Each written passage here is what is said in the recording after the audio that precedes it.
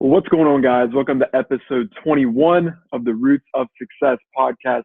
I am your host, Nate the Great Peterman, coming at you. And today I have a very special guest. I met him, I'd say about a year back. It's crazy, man. Time just absolutely flies. We connected at a conference, but it's funny. I've actually been following him for, I'd say, probably about a year and a half on social media. It's amazing what social media can do. And his message is just so powerful, very unique of a speaker. And that's something that I really cherish within him, to say the least. And yeah, man, my man, Scott Vail. What's going on, brother? How we doing, Nate? Great to be on here. Thank you. Hey, absolutely, brother. I'm glad that you can make it. And for those of the audience that might be wondering, who is Scott, right? Let me find out a little bit more about him. So basically, Scott J Vail is the non-traditional motivator. He wrote the book on how to be a successful non-traditional student.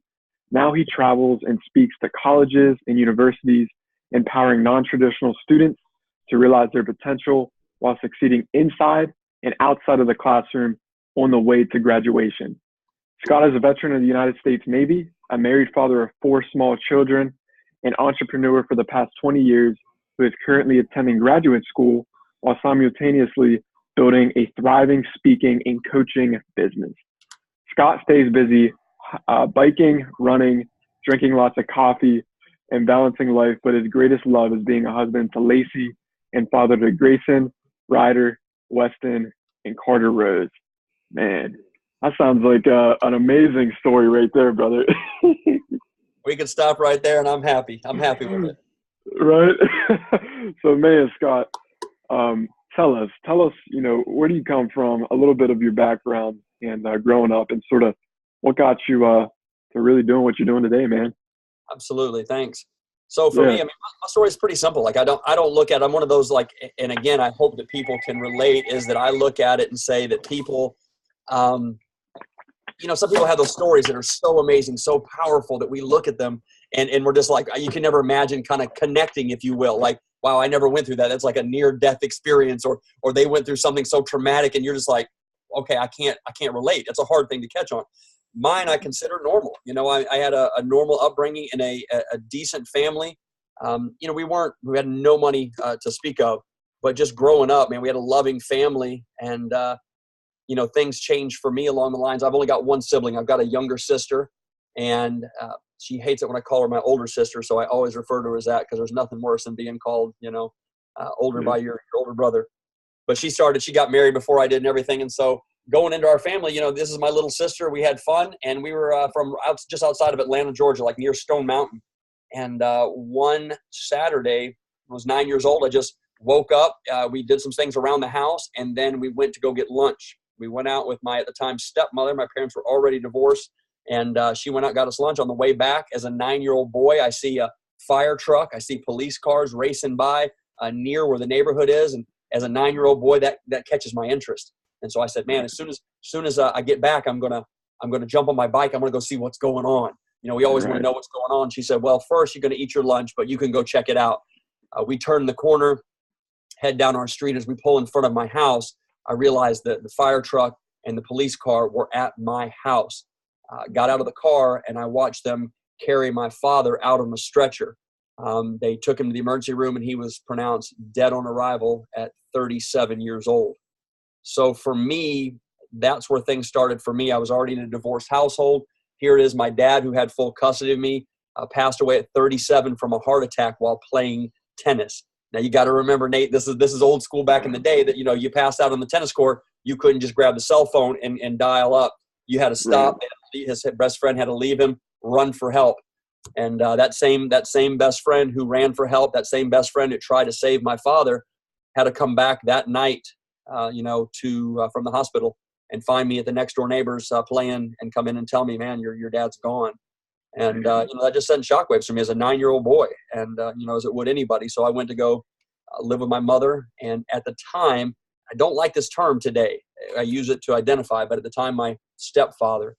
And little did I know that man would step in and fill a role that I didn't believe any man could do, and take the reins of leading me to where I would go. And so He pushed it in. He's the one that got me involved in church. He's the one who got me to graduate. And when I'm saying to graduate, Nate, I'm talking skin of your teeth graduate. You know, Right. Walked out the door with a 1.7 GPA, man. I was good at the talking, really not so good at the studying and paying attention part. So did that. And as a family, again, we just didn't have the finances. And you need two things for college if you want to go on and make that part of your journey. You need money, and you need, what's that other thing? Oh, grades. I didn't have either. Right. So I went on, and, it was my real father had been in the Navy. And so that was an option that was placed before me. Hey, how about the military? And I'm thinking, not really. I don't want to do it. But I went into the military and did that. I spent almost 6 years in the United States Navy, served my country during Desert Storm, traveled the world. Saw things I would never see on my own, and got to enjoy life, just see things, different cultures, and get exposed to that. And I realized a lot of times, just getting exposed to different people, because you're living with people, you got to understand, that are not like you, different ethnic backgrounds, people that like different music, that read different books. So you were constantly surrounded and touched by all these different people that had different experiences in life. And so that helped shape me early on of just, opening up my belief system. And then I got out of the military, went back to college because they were paying for it. And I decided, my whole thing, man, was, again, let's face it, wanted to be the player extraordinaire. And I thought, okay, I can't get bogged down. No wife, no kids. That's just not me. So I kind of stayed in that, screwing around game, playing, got out of school, transferred to a 4-year, started there, and I got about 3 years in, and then ran out of money. And I just got my patience hit the wall. I went back to work and started a company and said, I'm going to try to make some money so I can come back to school. My goal was to come back a year later. That split wound up being 8 years in the making. And so I left, came back 8 years later, and started going to school while I built up a company. But this company I had built up, I started working in, and we built it up into a very successful company that was taking care of me, put me in my first home, and was loving life. And then met a lady during my time at work, and man, she beat me, Nate. I couldn't shake it, and yeah, she got me. So I proposed to her, but she said something before the marriage time. She said, "I'm just letting you know, you need to be clear on this. My life, my future has children in it, and so you've got to be okay with that." And I'm thinking, oh, come on, all the women I found, I got to find the one that wants kids, right? And so I think half-heartedly, honestly, because I didn't understand it. Like growing up, I just didn't want kids because I didn't want to let them down, right? I didn't, it was a lot of pressure. And so I was like, yeah, sure. Yeah, I'm good. And in the back of my mind, I probably really wasn't. But you fast forward today, man, I tell everybody, and this is the truth, I wake up every single day. I wake up living the life that I never wanted. That's the life I didn't want. I didn't want to be married. I didn't want to have kids, man. I'm the father of 4 children, Nate. My oldest is only 6 years old, bro. And so my life is a blur for most. It's crazy busy. But man, I was created to be dad.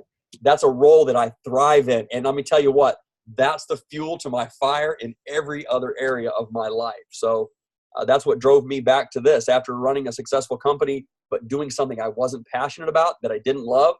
Most people, as you know, let's face it, right? You're from the Northeast. It's got that Midwest feel where people sometimes you just grow up and you do a job. It doesn't mean you're loving it, but you do it because, it's paying the bills. It's taking care of the family. Nobody's going to fault you because you're a good person, right?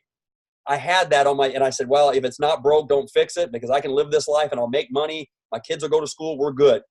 But just something inside of me. And then my wife told me, she said, let me ask you a question. Do you like what you're doing? We started a painting and decorating company. So we paint homes inside and out. We work with interior decorators.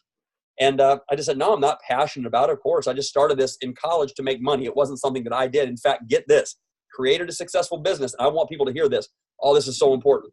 I created this business. I'd never done it before. So I had a 7-figure painting business. I had never painted a thing in my life, and I had never worked for a painting company. So what I'm giving you out of that is simply don't say you can't do something because you don't have experience in it, right? If you've got the passion in it, if you've got the belief in yourself, it's absolute that you can create out of it. And so for me, it was going and saying, all right, well, I'm going to switch up and go, switch lanes. And then obviously, as you know, through, the community, Breathe University, got connected with ETA and Game Changers and started working alongside Eric Thomas with speaking.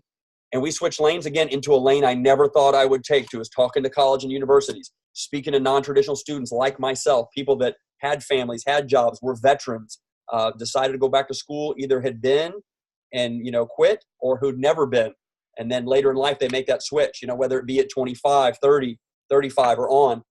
And started speaking to those people and realized, wow, man, these are my people, right? These are the people that I can relate to, because I know what it's like doing life just crazy and then try to fit school into it, right? So it's a whole different ballgame. And for me, when I found that space, man, it's like I found my spot. I love speaking to students, and I love, talking to them about what they can accomplish. And that light, like I told you before, with that light that goes on when they realize, like, okay, so I don't have to be here. I don't have to just accept this. I don't have to be stuck. When they see that, for me, man, that's money in the bank without getting paid, without anything. I just love that. I have a passion for just helping people and seeing them realize their potential.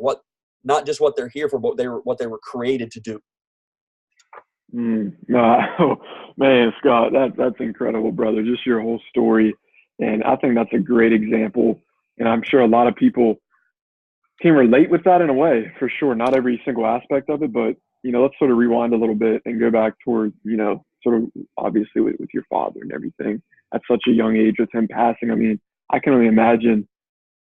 I can't only imagine. I mean, I'm sure that would be extremely difficult, especially at that young of an age. And having that having the stepfather that can fill that role, it's not easy. I mean, there's a lot of kids that are growing up, especially males and even females, they need that father figure in their life. And I can just imagine the stepfather that could have stepped in and might not have been as much of an influence as what, your stepfather was.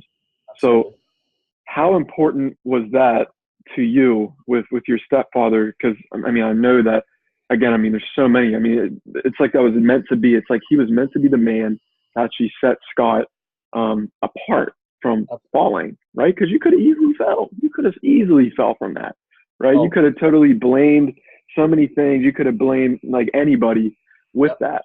So how important was that for your life in terms of sort of transitioning at that young of an age to sort of setting you off to where you're at today, if that makes sense? Well, for me, obviously, it's kind of that hindsight, Nate, because you look at things and right at the time, I didn't see he was the man to deliver me from this, life of mediocrity, right? I didn't see that. It wasn't until I grew into a man and, I was physically 18 years of age, and now I could look back on a life lived and be like, wow, the times that he pushed me, like, my father used to say, come home and after you finish your dinner, right? We were old school. Like, you finish your dinner, like, I don't care if you're sitting at the table for a couple of hours and it's cold, you're going to eat your dinner, right? And so then I'd stay there. We'd clean the table, and then my dad would tell me to break out my homework and finish my homework, right? And I would kind of half do it, but he would just look, check on me. You done? Are you done? Let me see it. And man, the accountability was huge. And I tell you, I didn't like it. I fought it every step of the way. And, it got me to graduation. Like I said, I barely made it, but I look back on it now, and with, the amount of time I screwed off, and the amount of time I got suspended, in school suspension, out of school suspension, just problems and, challenges, most of it focused around talking too much. Go figure. And so, but he just always backed me and always corrected me. And always, like I said, if I got punished at school, you can bet I was going to get punished at home, and not, physical punishment, but there was going to be something for me to do. Now I just added to it, or I lost privileges.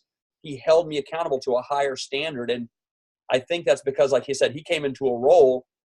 I didn't know it then, but I gave him so much credit that he came into a role. Here's a woman who, has been married. She's been divorced. She's got a deceased ex-husband and 2 little kids. And he walked in like, who would want that? Just getting married alone later in life would be hard. He walked in, had never been married, had never had kids, and he just took this on as his own. And I'll tell you one thing, man, is he never, Nate, one time, never, ever. In fact, I had watched the man when I was 17 years old and I worked for him. I had a gentleman work for him, kind of call him out. He said, oh, well, yes, I know Scott's your son, but he's not your real son. And he's like, no, he's my real son. He goes, no, you don't need to get what I'm saying. He goes, I understand what you're saying, but I mean, he's not your biological son. He's really not your son. And I watched my dad. Now you're talking about this dude who was talking to him was almost 60 years old. My dad stepped to him, get in his face, and says, if you tell me one more time that boy is not my son, he says, I'm going to put you on the ground. And I was just taken back because he stepped into that role Nate, as his own, man. He owned it all day long. And that sent chills through my body, dude. And again, it makes me who I am today, bro. Being a dad. So yeah, it's, but again, something that he was never, you probably can't plan for that. Hey, I'm going to be a stepfather to 2 kids, but then to step in it. And we probably weren't the easiest going, at first because of, us being pushed into it from the situation that brought us there. But I tell you, man, when, my dad, we called him Big Daddy. Big Daddy passed away probably about 8 years ago. And man, I'll tell you, he changed my life. He changed every facet of my life. And, a lot of that, my book, I dedicated a lot of that to him in here, because of everything he pushed me to. His work ethic and his ability to own a situation and take responsibility and walk it out, man, is what got me to where I am today. So, yeah, I definitely live every single day thinking about him. Wow. No, that's incredible. And just for you to have an extra father figure in your life, that's a huge blessing. Because again, some people, they don't even have that one, they're not even there. And for you to have, 2 really, that's just incredible. And I don't know, it's crazy, man, just thinking about how everything sort of plays out in life, and it's like everything happens for a reason, and it's all part of the journey, especially whenever you look back, but man, Scott, tell us a little bit more. I know obviously you were a big talker in school and everything. Man, so were you because I know you didn't do well with studying, and I was the same exact way. I just did the homework. That's it. I did terrible in tests. I didn't do good at studying at all. I didn't make it a priority. I wasn't disciplined in that aspect. So would you say you were maybe a little bit more business minded, meaning in school, that you felt okay, there's more to this school thing. I feel like I could do better. That way I'm not since I know I can do better, I know that the school thing isn't for me. So I'm just going to, barely graduate to make it. You think that might have been it a little bit? Definitely. It was beyond, again, it was just school was here's the thing, Nate. My father graduated, my stepfather, Big Daddy, graduated high school. My mother didn't. And so they always worked. You got to understand that they were kind of my measuring stick for success early on, like a lot of us. And so that's what I saw. Okay, one of them graduated high school. There was no college. So I'm okay, that's the level right there. That's the bar. All I have to do is get out of high school. And so I figured, if I do it just barely. But my father, when we came from Georgia, we moved down to Southwest Florida, where I am now. And he came down here for work. The town we moved to, extremely affluent, where we came to, right on the beach. The part of town we lived into, not so much. Right. But was, man, an eye-opener. So I went to school with guys that drove, 16-year-olds that drove Mercedes and Benzes that, talked about taking their boats out on the weekend. Their boats at 16, 17, they had a boat. And, and I used to get dogged out by dude, why are you not tan? Don't you go out to the beach? Don't you do this? I'm thinking, no, I work, right? I go work and, sell shoes at the mall, bro. I'm trying to make money. And that was my programming, was just that. So even my extra time was spent, not in so much, recreation, but just working. That's what I knew. I knew the work ethic. I've always had that foundation. And so it was just, like I said, it was just get beyond high school. So whatever I needed to do, like you said, check the box. And it was just barely 1.7 GPA got me out the door. I had to go to summer school, in fact, to get the diploma, but made it out the door. Wow. So did you, whenever you graduated from school, would you have ever guessed that you'd be speaking in front of crowds and audiences and on stage in front of people? Is that ever in mind? Never. In fact, it's just one of those things. So here's an ironic thing. I speak fluent Spanish, except I speak fluent Spanish. And when I do it, I don't sound like a white guy. And I don't think that bad.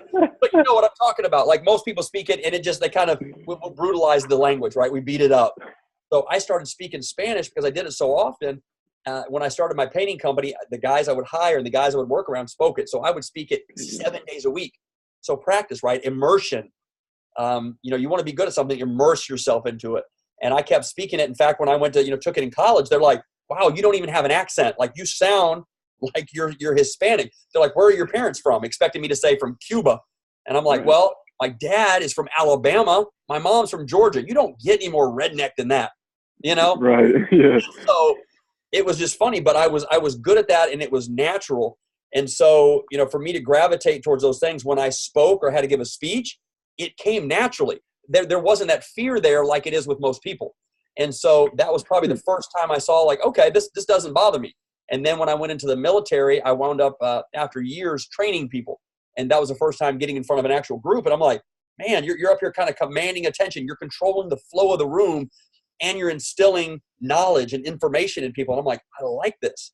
Had no idea that there was ever any, future, shall we say, that it wasn't a real job. It was just something to do. So. Oh, man, talking Spanish. Goodness. I didn't even know you could speak Spanish, bro. Oh, no, I started speaking that again, but like I said, about 7 days a week. In fact, I spoke so much Spanish that a couple years into running my company, if you were to ask me a question, this is not a joke, I had to stop and think about what language I was going to reply in, because I literally was speaking Spanish daily, just tearing it up. And then you'd go say something to me and I'd be like, all right, okay, English, go. But again, it's funny because now it's just second nature. Right. And I probably don't practice it as much as I do, but I realize now even more so how rare it is, but to be able to have it and what a gift it is. Because when I grew up and graduated high school, the Hispanic population was non-existent. Now where I'm at in Southwest Florida, it is a huge part of the population. And to be able to have that to directly communicate to people, oh man, it's a game changer, because I don't have to go secondhand. Now I get my information directly from the source. And when I look at somebody, I can talk to them in Spanish, and say, hey, do you understand me? And they're shaking their head. Absolutely. Yep, I got it. Thank you. And we're good. Like I walk away just like you and I are having a conversation, no different. But, being able to seal the deal on that, and it's a huge difference down here because let's face it, this Hispanic population is growing. We see that also, growing in the schools too. So I see that we'll be able to go in there, and it's another way, I can, connect as someone who speaks Spanish. I can connect as a veteran. I can connect as a dad. I can connect as a husband. I can connect as a non-traditional student. So it gives me a little bit more depth, if you will, in that game. Yeah, absolutely. And I know you said about, you immersed yourself into it. And I'm sure it wasn't planned. I'm sure you didn't have in mind, like, Scott Vail is going to learn to speak Spanish fluently. Like I'm going to be speaking to, Hispanics, like I'm speaking English. Like you probably never would have guessed that. And I think that's a perfect story, because with whatever it is somebody's trying to do, and they can look at it from a language standpoint. You can look at it from a standpoint of just your environment, surrounding and immersing yourself around the right people, which obviously that's how we got connected. And you can just see the magic that happens from that. And it's an incredible, I guess you can say, tool to really utilize, because it's like you have to make in your mind, make that decision. Okay, I'm not just going to learn Spanish. Right. I'm going to immerse myself in it. I'm not just going to, learn on how to immerse myself with people. I'm just going to actually do it. And I think that's an amazing example. So, man, let's talk about, the painting company. I know you said you never painted a day in your life, before you started. You didn't have any, I guess, ambition maybe to do it. So, man, tell us, how did that come about? And this wasn't just a side hobby. Making 7 figures with a painting company, that's pretty impressive. Turned into, so it was I call it a hobby that we turned into a career. Now it was accidental. Don't get me wrong. That was never the route I was going to take. When I ran out of money in school, I needed a way to generate an income that would be flexible. And so I was working at the time. Now it goes back to the immersion. Get this. So when I say I was immersed, meaning I was taking classes in Spanish, I was working on the job site, speaking Spanish. My girlfriend at the time, you got it, Spanish, from Venezuela. So I was talking Spanish in the house, out of the house, on the job, in the classroom, bro, all the time. And so really going all in it. But it's one of those things that, for me, not seeing it. So her mother, my girlfriend's mother, had a cleaning company, and I had just started working along with her because she let me work around my classes and gave me flexibility just to kind of, fill the gaps. As I worked with her, I was watching, and this is the beautiful thing. I watched these painting companies get thrown out, get fired, Nate, because they were literally like, okay, paint the walls, paint the ceilings, right? There's paint on the floor. There's paint on the window. There's paint on the cabinets. I'm like, man, I'm no rocket scientist, and I have not done this, but I know those things are wrong. And she kept saying, well, get your license and do it. How hard can it be? And I'm like, yes, I don't know anything about it. And she says, well, I know a guy at another company that I know he wants to leave. He's a veteran. He's been around for 18 years, man. He's a good guy. He's one of the best. And long story short, went and got the license, went and got everything I needed, the insurance, bought a van, bought a little bit of equipment, hired this guy. who spoke only Spanish, Nate. He was from Honduras. Right. So I said, all right, here we go. We're going to start off in some Spanglish. We're going to beat up the language, and you're going to teach me how to paint. So here's my employee teaching me every single day how to paint, how to do every aspect of the job, until we, got contracts, grew the company little by little by little, and, just wound up growing. And we kind of shaped it as we went, because, construction was big at the time. We were heavily into that. I phased myself out of that later, which, helped after the decline, 2008, 2009 for us. And it just, changed up the game for me. So we did that. And that's how I, made my money to go back to school. It's how I made my money to get my first house. It is how I met my wife. So this business has paid dividends on many ends, but I had to remember, being true, it was never a passion. And here's the trick: is I got caught up in the, at first when, the company, our revenues for the, say, 30 or 4 years in were $500,000. I'm thinking, wow, we can do this. And then we kept growing and growing.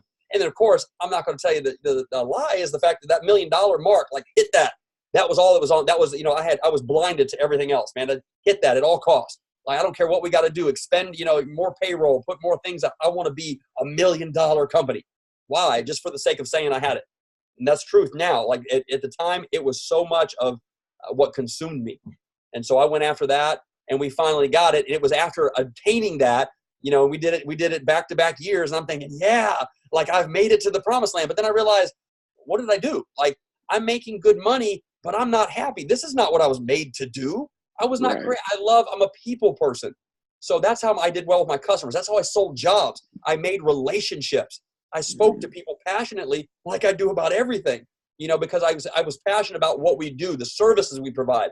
I wasn't passionate about the process. So that made a difference for me. But yeah, it turned into itself. And so being transitioning out of one. So now I'm recreating that income in the speaking business as we decelerate in this to be able to switch lanes.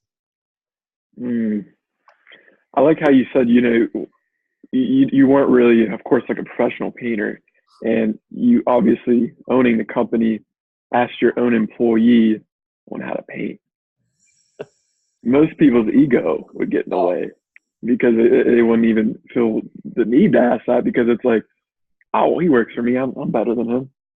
So I admire that a lot, Scott, because I know a lot of people that they just wouldn't have the courage or the guts to necessarily step down a little bit and do that. And it's just like that saying, like the CEO, I treat the janitor with respect just as well as the VP, Yep. and I think you live perfectly by that saying. And no, man, I admire that a lot. You've got so much you can learn from other people, and we know that, just being able to ask people, humble yourself and ask somebody, because I've learned we're all very good at something. We've all got one or two things that we just excel at. It's effortless, but yet we struggle in other areas, and we won't ask people. But there's always somebody around that, like I said, you can trade off. And, in school, that's how I traded off. Like I said, even in college, I struggled in a lot of areas in writing and research, but yet we'd have a group project where you'd have to speak. And I'm like, boom, I'm in. Let me do it. And let me help you guys that have to put in a part. Let me transition for you. Let me do your introductions. Let me control that part of it. And they'd help me with the writing. They'd help me with the research.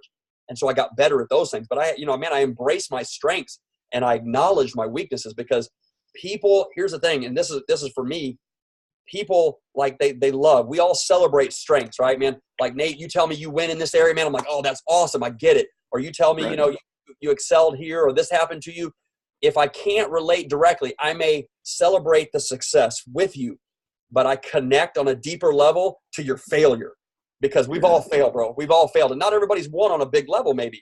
And so sometimes that's a turnoff if that's all we gear towards. But if we say, man, I've fallen on my face, if I tell you, yeah, I made a 7-figure company, bro, you might tune out. But if I told you, guess what? I take that same company in 2009, 2010, I wrote it down as my income decreased by 60% the year I got married. So in other words, we were making this and we dropped to here, bro. The year I got married, my wife lost her job. So I'm just telling you, it's a matter of being able to step in and surround yourself with people that know more than you do and acknowledge it. And like you said, man, I learned it, when I was your age, I'm going to be very honest. I was like, I don't want, you don't tell me nothing. I don't want to learn from anybody, bro. I got it all. And now when I started getting older, I'm like, that's just stupid. I want to know. I want to know. Again, to me, it's accelerated learning, right? Because people around you excel in things that you don't. And how are you going to learn? You can go by yourself and try to fumble through it, or get somebody who's just versed in what you want to do and let them walk you through it. And I was so fortunate. The guy that, started us painting, he wasn't like an also ran, man. He was like he was the guru right there. So he was top of the class, dude. And he taught me the right way. And so my company was built on those foundations, which, took us to where we are. Man, that's incredible. Let's sort of, transition to the speaking side of things. When did you make up in your mind? Of course, you had your painting business, right? You're very successful with that. Of course, as any business, it can be like a roller coaster, ups and downs, up and down. When did you make up in your mind, okay, Scott, like it's time to do what you're destined to do? And you're great with people, you're great with communications, you're great with speaking, you're passionate about that. When did that point come along, like inside the business? I'd say for me, here's the funny thing. Sometimes the things we need are those great catalysts for change in our life can be packaged in a really bad moment. We look at it like that. So when the recession came and we lost a bunch of money, and in fact, at one point I went on unemployment. Now that'll humble you, right? Yeah. And so during that time, I made a decision. Well, I've got extra time on my hands. I can sit around and celebrate this extra time, play some video games, or I can do what I've been wanting to do, and that's go back to school. So I went and applied for a loan. I went right back to school. I mean, I didn't skip a beat. We're talking, days. I had my application in. Weeks later, I'm in the classroom. And so I went, and one of the first classes I'd signed up for was an advanced public speaking. And so here I am right back into what I love and excelling in that and talking about it. And so I realized I'd never stopped speaking in the painting business. I spoke on customer service because, again, I was great with people, relationships. I could tell you how to take care of a customer and give them the most, magnificent experience where they talked about you and they came back for more. So I kept talking about, although again, I wasn't passionate. Now, I mean, like the old fake it till you make it. I'd get up and get excited about customer service.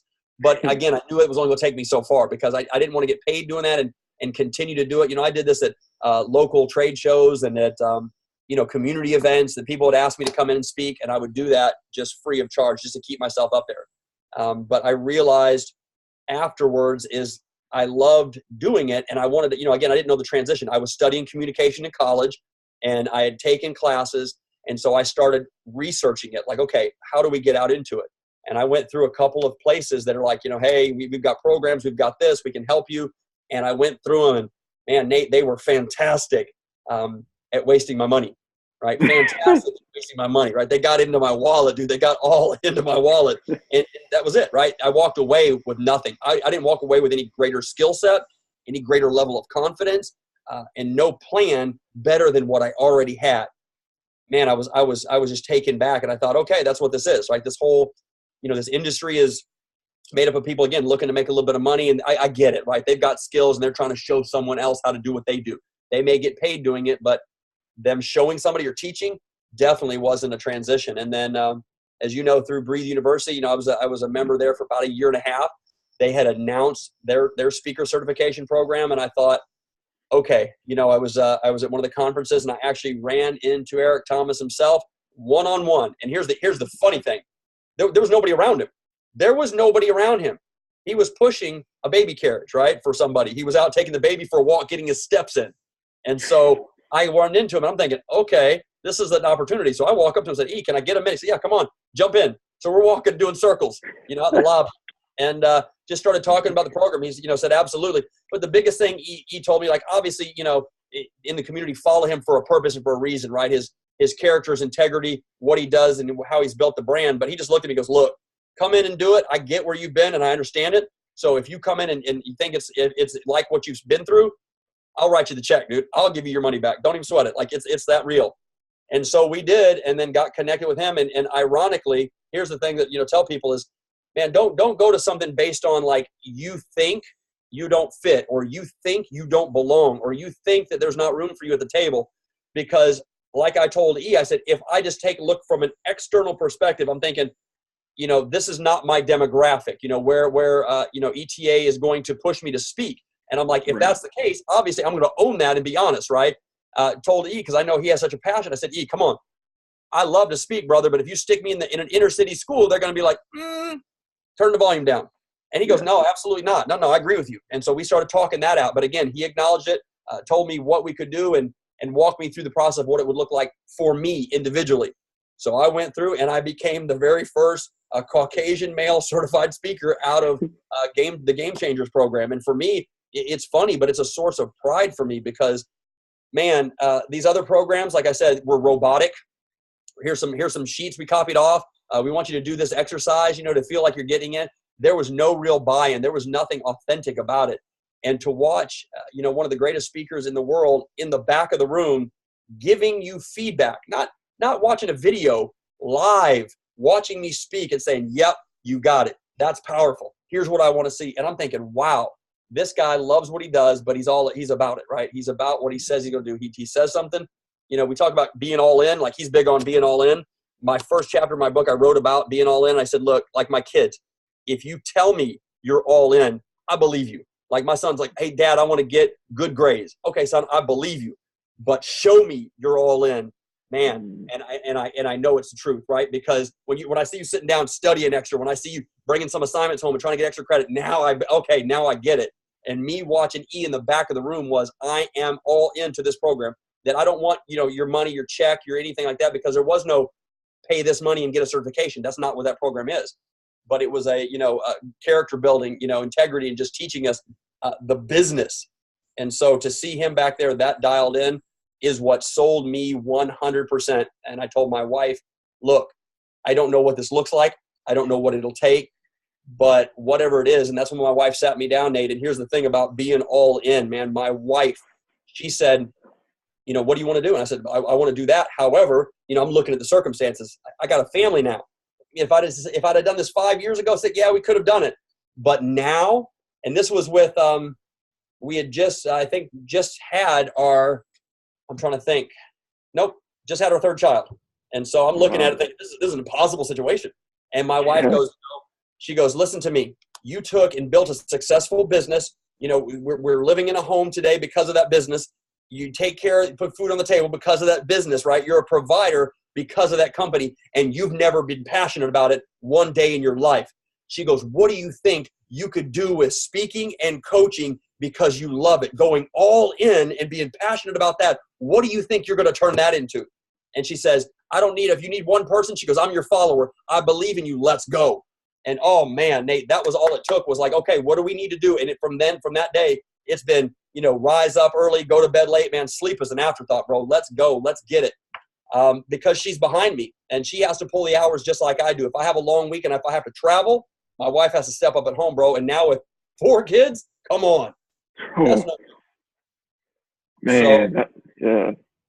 It's a changed life for me, but it's like, I see that in the biggest thing for me and for the listeners out there. Okay. People have kids and I give them, man, anybody who's got kids, especially single parents, man, single moms are like tougher than Navy SEALs. That's not a joke. That's the real thing. But single parents, like they're already down, right? And they're fighting that. That's an amazing battle. And we've got a lot of in BU, a lot of friends of mine. That's a struggle in itself. But to see that play out, man, inspires me. But my wife coming home and say, look, I'll do whatever needs to be done on this end. But for me, I could have told my kids, like, live my life out, Nate, and said, man, kids, I made a successful company. They'd have looked at me and said, Dad, great job. Thanks for setting the bar for us. And we're going to do the same. But I want to look at my kids now today and go, you know what? Right in the middle of all that, right when it was hot, man, there was so much, on the plate to take this to the next level. I decided to go all in, right? It's being at the poker table, bro. Like it's an all or nothing bet. I'm not pushing a stack of chips and I'm shoving it all in. So when it comes down, when they flop the cards, it's all or nothing. You either win big or you lose big. And so it's a mindset to buy into that because I can't just tiptoe into this. This is deep end, right? Dive in and go. And I want to tell my boys that. I want to be laying on my deathbed and tell my boys, man, you saw how I, loved your mother, bro. You go and find a wife and do the same with that level of passion. You saw how I lived my life, man. You saw me chase my dreams. Like I said, I'm going to do something and I did it. I didn't say, man, I wanted to speak and I almost did it, man. But you guys were there and I didn't feel safe.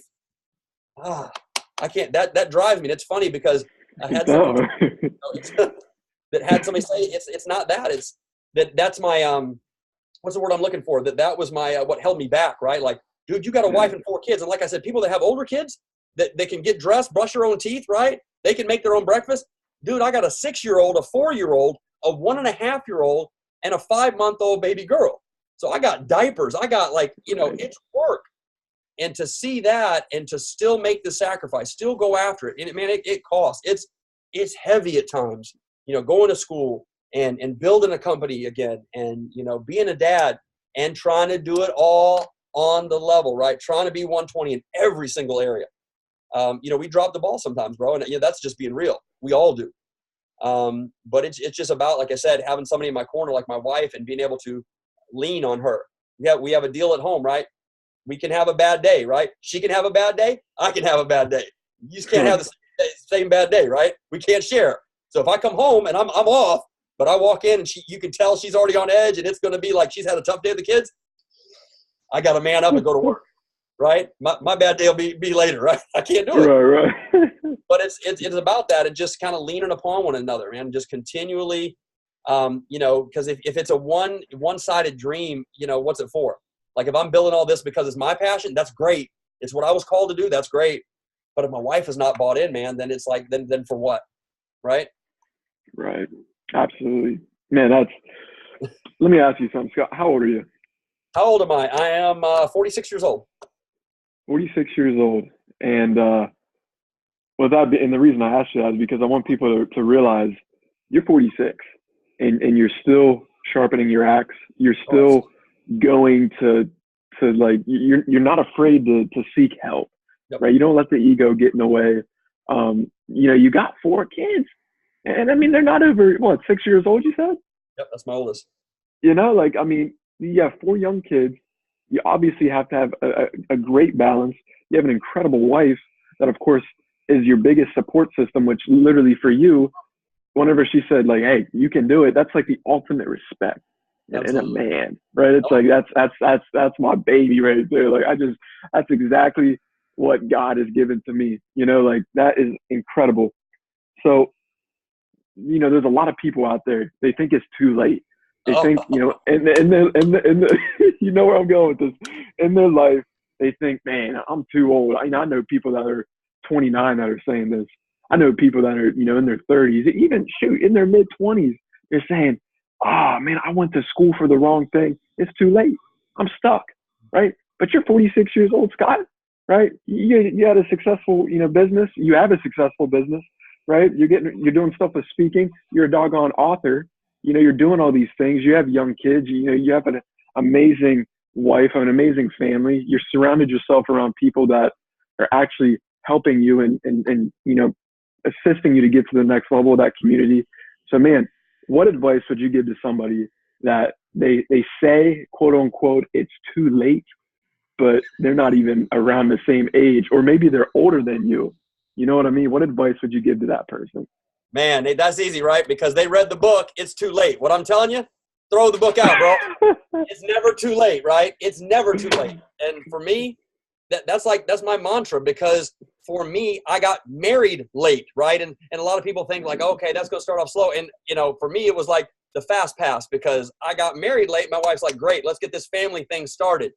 And like I told you, I didn't want kids. So I had the first kid and I'm like, man, a boy, I'm loving it. Oh, I love this dad thing. Second kid, I'm like, I'm in. Third kid, we thought we we're going to have a girl. It's another boy. So I'm like, 3 boys. My boys are amazing. And that kept pushing me.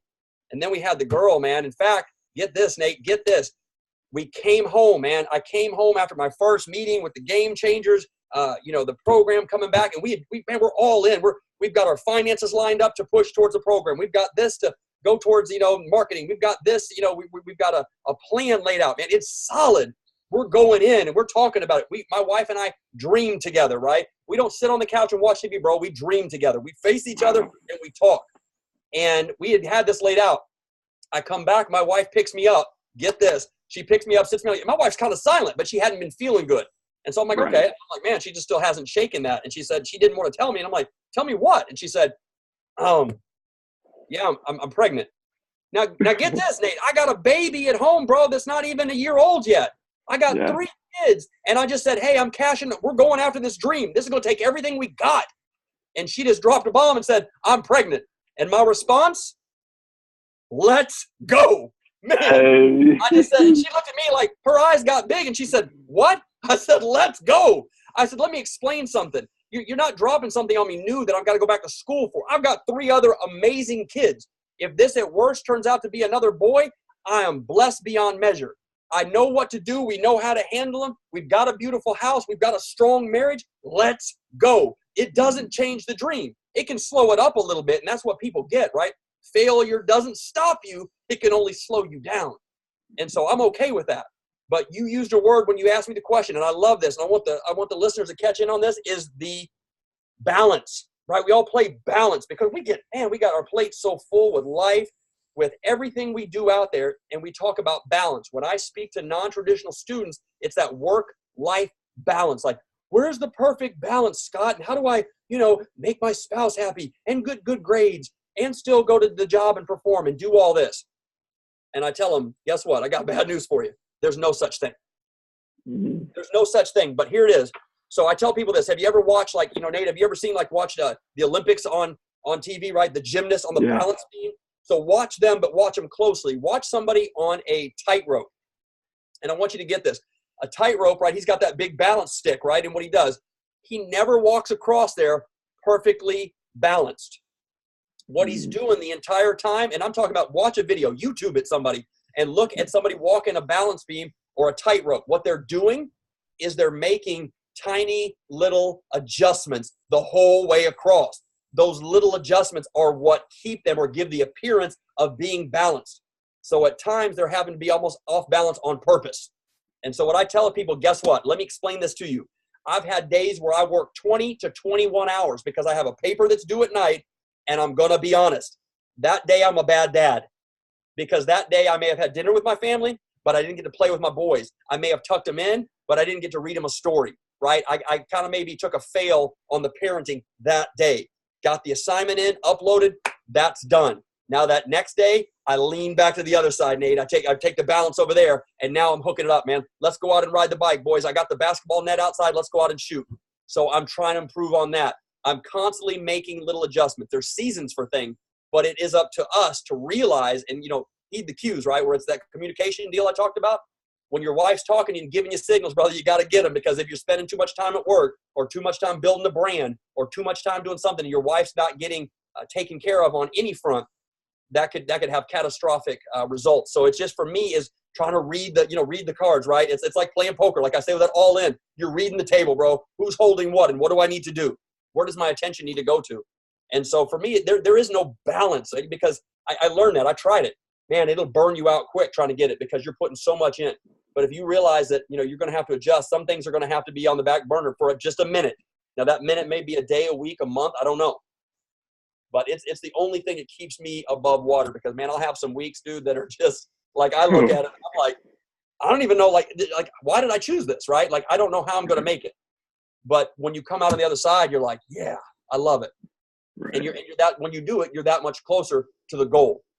And so, yeah, it just, find people and get around the right people who have done what you want to do or who are heading in that direction, because I've got guys alongside of me who started this speaking journey with me that are at the exact same spot I'm at. They've got the exact same momentum. They're doing the exact same thing. And when you can call on somebody and say, brother, I'm struggling today, they know exactly what you're talking about. You know what I mean? You can talk to somebody about the woes and the challenges and the issues that you have to deal with of creating and running a podcast. But if you talk to somebody who's never done one, Nate, it's falling on things like, oh, I get you. I hear you. I feel you. But do they? So for me, it's just, man, surround yourself with like-minded people. And here's the trick is, don't be afraid to trim your circle, right? That's that circle. I'm not talking about the big circle, right? The numbers game of Facebook, Instagram, the social media. I'm talking about your inner circle, bro.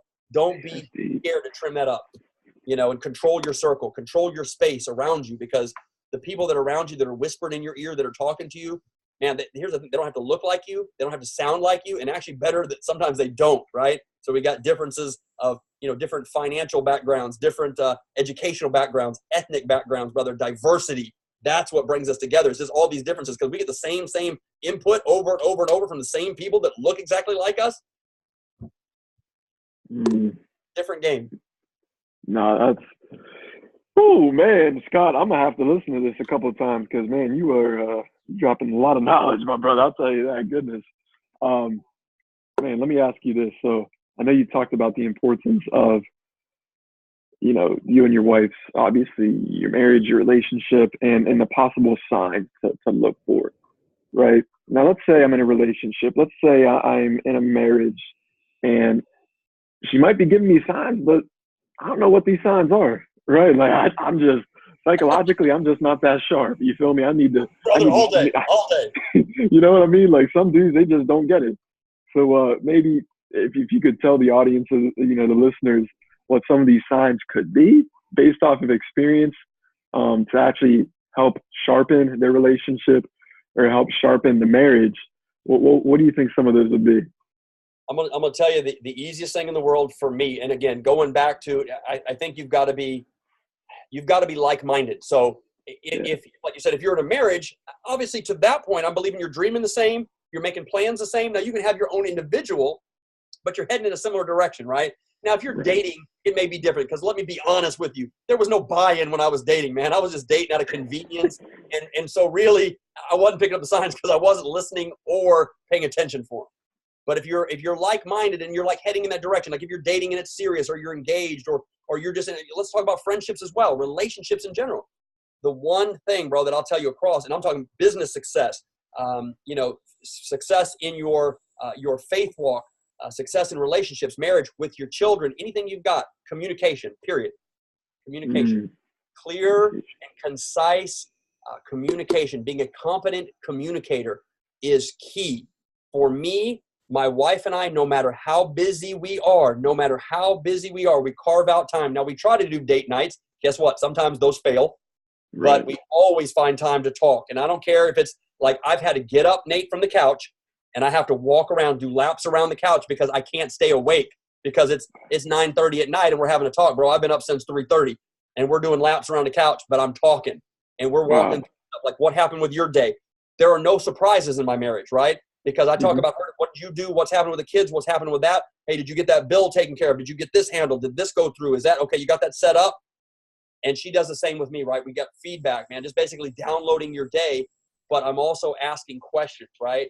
And now, granted, sometimes things get by you, like you're not catching like her being off or something like that, but I ask the questions and I'm persistent. I'll continue. If I feel something's off, I'll just go in and just, again, come on. Is it really? Because I'm just feeling, am I missing it? Like if I am, let me know, again, and then just owning up to where I've dropped it, because yeah, I've dropped it. And my wife, I love it now. Just like I grew my business, I was successful because I went after the negative comments. I was successful because I wanted you to tell me what I was doing wrong with our relationship, owner and customer. Same thing in this. I want my wife to tell me, where am I slipping up, right? Because here's the problem. When you operate at a high level in a lot of areas, you can get complacent and you think you're doing it automatically everywhere. You're like, man, my business is just killing it. I'm going all in. I'm making money. And you think by default, your marriage is good and your kids are loving it. If you ask questions, you're going to find out that's not always the truth. And so my wife will tell me, and a couple of nights ago, she was like, look, sometimes when you get going in on these areas, and right now you're heavy in school and heavy in the brand, you've got this, I feel this way. I was like, okay. And at first, like a lot, I got like, man, come on, I'm working hard. I did this. Like, don't you know what I do? And other husbands don't do what I do. No. We're not comparing against other husbands. We're comparing against them. And so, she told me something that was negative, but I took it and I went, okay, I got it. I pinched my schedule back. I get up a half hour earlier, which is crazy already. And I go home a half hour earlier now. Boom. Problem solved. My wife sees me earlier. I'm there to, take the kids, help her with dinner. What does she need, man? I'm there. You told me there's a problem. I'm going after it to fix it, right? If it means something to me, if it's important to her, it's important to me. So ask questions, man. Talk. And then don't just listen, right? Execute, right? Yeah. Man. So, brother. But it's we're just gaining speed now, and I'm just loving it. So it's funny, something that I never wanted. Marriage, I just look up to now as something that I was built for.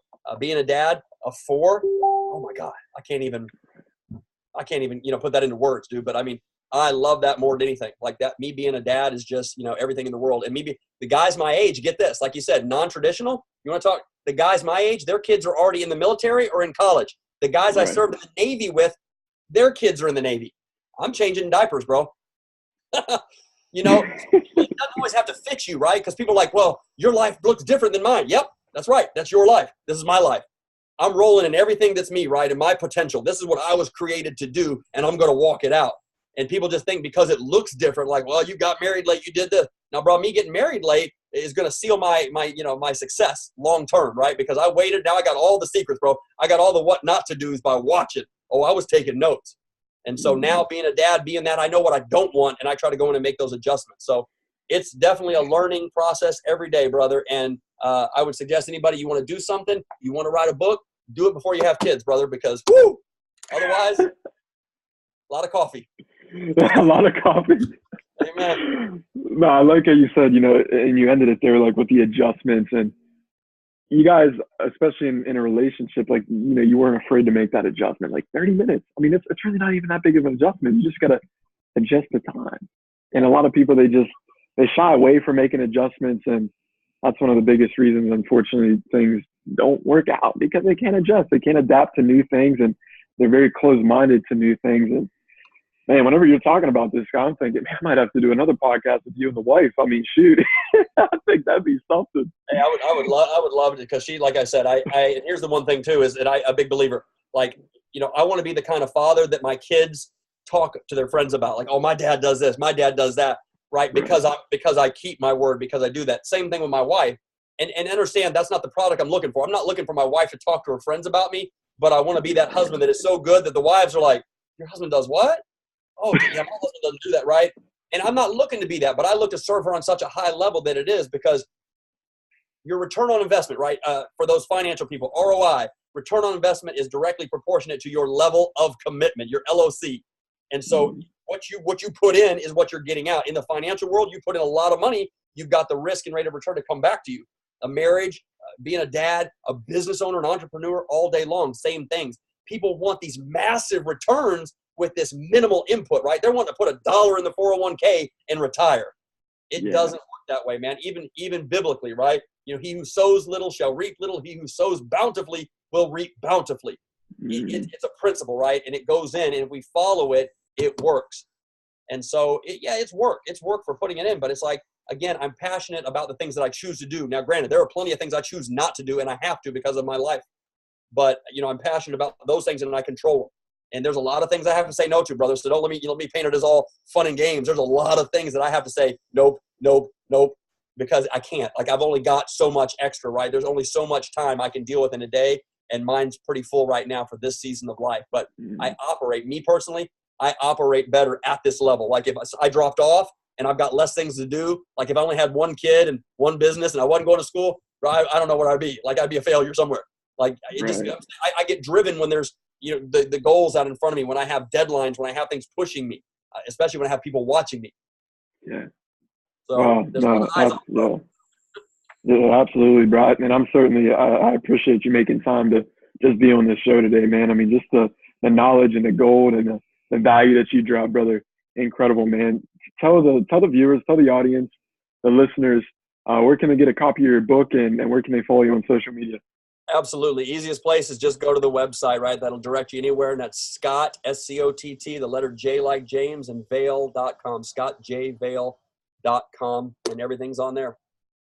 Perfect, man. Yeah, I'll put the links in the description below for everybody to click so they can give you a follow and cop that book. And Scott, at the end of every single episode, I always have the guests sort of, get it off on not just a note, but a note that they can execute on, something that they can actually do. I know you dropped a lot of value. I know you gave them a lot of steps already, but maybe it's a recap, or maybe it's something new that you have in your mind. What's that one thing that you just recommend somebody to go out there and actually apply and most importantly execute within their life today? I'm going to go back to the communication, boy, Nate, because for me, it's foundational in everything that I do, right? Obviously, it's ironic. Speaking is communication. Right now, I'm getting my master's degree in communication. So I see how important it is today. And I'm not disrespecting any other generation, but I'm talking about that face-to-face, right? That authentic, like I can see your countenance, Nate. I can see how you respond, how you react to me. It's a little bit different sometimes. And I'm not saying you put any of the other side, you can't do those, but I'm saying as an end result, I've found that some of the most productive and profitable conversations that you're going to have are going to be uncomfortable, but they're going to be necessary. So what I'm telling people to do is have the hard conversations, ask the difficult questions, because going back to the beginning, like what you said, how do you do this and do it? Man, you ask for help, right? Like if you're struggling, ask for help. as a man, that's a difficult conversation to have, especially if you're a provider, right? Especially a couple years younger. But I've got to learn that, dude, somebody your age has a lot of value in the things that you've been raised on and know that I wasn't exposed to at your age, right? Like technology for you is second nature to where I have to work for it. And for me to be able to say, hey, Nate, I need some help, man, because I'm sure you could shine some light on that area. But, man, have a difficult conversation. Like I said, ask my wife, what's wrong? I can see something's off, and we're not performing at the level we need to win at. What is it? But know when you're going to get it, you might get an answer back that's difficult. But those difficult moments, those uncomfortable moments, net the most profitable conversations of your life, of your career, in school, the same thing, going back, asking questions. Man, hey, I don't get that. Like, you scribbled that junk on the board, that hieroglyphics. I don't know what that is, right? So man, it's hard, but I mean, I've just learned again. Now, for me, it's easier now because of age-wise. Like, I get it now, right? I got it. But I'm just saying early on, if I would have learned to use my gift, the communication gift, not just chatting it up in class, but asking questions, brother, you get so much deep, knowledge out of just asking questions. And sometimes they're not going to be easy, right? Ask like, hey, why do you treat me that way? Why do you speak to me that way? Hey, how come you fell off? We haven't talked to each other. Man, ask a difficult question, brother, because you're going to get an answer back, and you can build on that. Absolutely, asking difficult questions. I'll for sure take note of that. And Scott, again, man, I really appreciate you taking your time out, being on the show, brother. You freaking crush it, man. Appreciate you. For building a platform for us, Nate. We appreciate you doing and following in the steps of greatness and doing these kind of things, man, because there's plenty of mediocre podcasts out there, and for you wanting to build something that adds value to people and helps them grow, brother, that's a huge testament to what you're doing. So thank you. Hey, appreciate you, brother. We'll talk soon, okay? You got it, Nate. See you.